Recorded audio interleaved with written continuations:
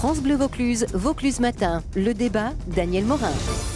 Les 180 000 et quelques Vauclusiens qui ne sont pas allés voter, qu'est-ce qu'ils ont dit justement, Pierre Meffre, d'après vous? Peut-être que l'enjeu n'a pas été saisi, peut-être que les forces en présence ont mal été diagnostiquées. Je pense qu'aujourd'hui, peut-être qu'on a mélangé un enjeu national avec un enjeu local. Moi, ce que je veux dire à ces électeurs, à cette moitié d'électeurs qui ne sont pas venus, déplacez-vous. Parce que tout d'abord, le premier point, des gens se sont battus, nos parents, nos grands-parents, nos arrière-grands-parents, pour cette démocratie.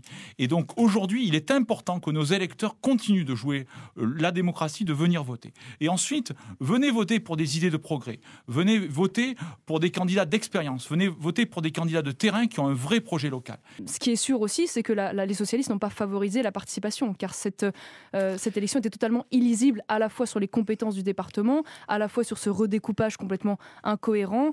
Et il est vrai qu'il y a eu une difficulté de faire campagne sur le fond, puisque la campagne a été hystérisée, en particulier par Manuel Valls, et ça n'a pas dû motiver beaucoup les électeurs.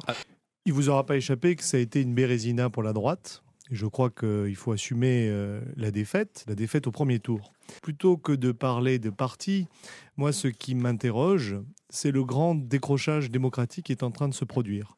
Quand vous avez une moitié des électeurs qui ne viennent pas voter, et une grande partie de ceux qui vont voter protestataires, c'est en réalité, non pas pour moi un vote d'adhésion à des idées, non pas un blanc-seing aux idées du Front National, mais plutôt un appel à rénover la politique. Julien Aubert, vous parlez de points qui ne seront pas négociables.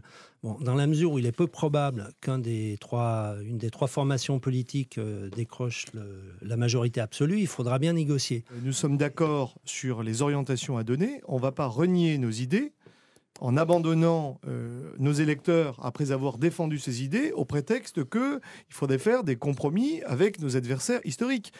Comprenez-nous, la gauche, nous critiquons la gestion. J'entendais, je comprends, vous essayez de défendre le modèle, mais enfin, vous avez quand même un rapport de la Chambre régionale des comptes qui vous assassine.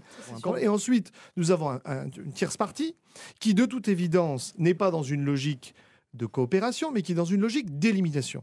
C'est-à-dire que ce que fait le Front National en Vaucluse, et il faut que les électeurs de droite en soient conscients, c'est que votre objectif, Madame Le Pen, c'est de nous éliminer. Notre objectif, c'est pas d'éliminer qui que ce soit, on s'en fiche complètement. On ne vit pas à travers l'UMP, contrairement à vous qui êtes obsédé par la lutte contre le Front National avec les socialistes. Madame Le Pen, nous, notre objectif, c'est de faire appliquer nos idées. Voilà, il n'y a pas d'autre objectif. Pour ce qui est le troisième tour et l'élection de la présidence, il s'avère que nous sommes arbitres dans le cadre de cette élection et que les candidats ont besoin de nos voix pour être élus d'autres formations politiques. Marine Le Pen a dit qu'elle mettrait en place une charte de points non négociables, qui sera d'ailleurs révélée au lendemain du deuxième tour. Le département est bien géré.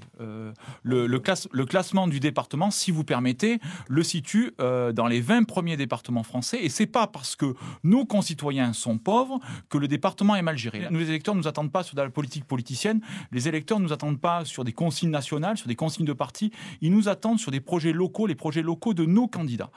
Imaginons que vous preniez le conseil départemental. Qu'est-ce que vous allez faire avec la subvention du Festival d'Avignon? Eh bien, sera maintenu, figurez-vous. Ça a été aussi l'un des grands arguments qu'on nous a avancé en disant qu'il n'y aura plus de politique culturelle, il y aura plus de subventions aux associations dans nos mairies. C'est faux, la culture a continué, les subventions ont continué. Il y a eu des critères sur les associations. Oui, d'accord. En l'occurrence, je vous signale que le Conseil général départemental finance 1600 associations. On peut aussi y réfléchir, regarder celles qui en ont véritablement besoin, faire des études d'impact sur les subventions aux associations dans le cadre de la politique de la ville, dont on peut quand même douter de l'efficacité, refuser les associations communautarisme, politique.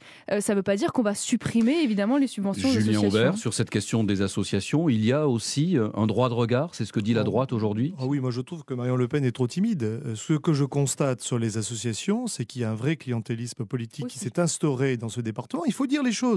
Il faut dire les choses et que par conséquent, il est hors de question que ce type de politique subsiste. Si demain, on stigmatise notre département comme étant un département d'extrême droite, on peut craindre...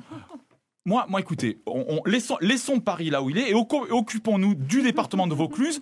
Vous êtes inquiet donc de ça? Moi, je suis inquiet et je pense qu'aujourd'hui, tout ce qui peut nuire à l'image de notre département doit être pris très sérieusement. Et la question notamment de l'arrivée du Front National aux affaires dans le Vaucluse sur des questions de développement économique ou de tourisme est une affaire très sérieuse et je demande à nos électeurs d'y réfléchir à deux fois. En l'occurrence, actuellement, les socialistes sont en train de mettre en place une réforme territoriale qui va fracturer, sacrifier la ruralité en éliminant à moyen terme le département qui est justement cet échelon de proximité. Je crois que la différence entre nous, les socialistes, c'est que justement, nous sommes attachés à ce département de proximité, à cet échelon de proximité, et nous sommes peut-être les seuls aujourd'hui. Julien Aubert, un mot de conclusion, mais 30 secondes. Je crois qu'il y a ceux qui ont échoué et ceux qui veulent faire de cette élection un test national pour faire du Vaucluse un laboratoire. Je ne suis pas un rat, et donc pas de laboratoire, et par conséquent, j'appelle tous les électeurs, effectivement modérés, de droite, républicaine et du centre, à donner une majorité stable, parce qu'on a vraiment besoin que ce département sorte de l'ornière. Eh bien, ce sera le mot de la fin. Un dernier mot, 5 secondes. Marion Maréchal Le Pen, Yves Meffre,